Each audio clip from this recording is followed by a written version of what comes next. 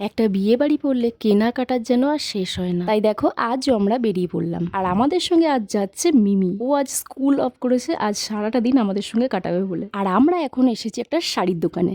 এরপর আমরা চলে এসেছি প্রিয় গোপাল বিষয়তে, যেটা বারাসাতে। এখানে দিদির আর আমার জন্য একটা করে শাড়ি কেনা হয়ে গেছে, আর এখন রিমের জন্য লেহেঙ্গা দেখা হচ্ছে। আর আমার দিদি তো ভীষণ কনফিউজ, রিমের জন্য কি টাইপের ড্রেস নেবে মোটে বুঝতে পারছে না। তবে এখানে লেহেঙ্গার কালেকশন গুলো কিন্তু ওয়াও ছিল। যাই হোক, এরপরে সবাই মিলে চলে এলাম একটা রেস্টুরেন্টে। আর যেহেতু অনেকটা বেলা হয়ে গেছে তাই আর কেউ ভাত খাবে না, তাই অর্ডার করা হলো মিক্স নুডলস আর সঙ্গে একটা এগ নুডলস, আর বোনের জন্য একটা স্যুপ আর একটা কম্বো থালি নেওয়া হয়েছে, যেটাতে আছে বাসন্তী পোলাও, পনিরের একটা আইটেম, আলুর দম, লস্যি, গোলাপ জামুন, চাটনি, পাঁপড়, বেগুনি আর স্যালাড। আর এই রেস্টুরেন্টের নুডলসটা ভাই সেরা, দারুণ ছিল খেতে, সবারই বেশ পছন্দ হয়েছে। এরপরে চলে এসেছি রিসেপশনে পরবো বলে একটা শাড়ি কিনতে। আর এই টাইপের জারদোসি শাড়িগুলো আমার খুবই ভালো লাগে, কিন্তু এটা একটু বেশি প্লেন ছিল।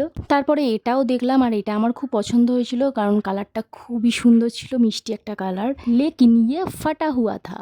যাই হোক, এর পরের দিন আমরা মধ্যমগ্রাম থেকে বেরিয়ে পড়লাম। সাঁতরাগাছি থেকে আমাদের ট্রেন রূপসী বাংলা এক্সপ্রেস ছাড়বে 6:30 নাগাদ, তাই আমরা সকাল সকাল বেরিয়ে পড়লাম। আর যেহেতু আমাদের সঙ্গে অনেক জিনিসপত্র আছে, তাই পিসা বলল চল তোদের ট্রেনে তুলেই দিয়ে আসি।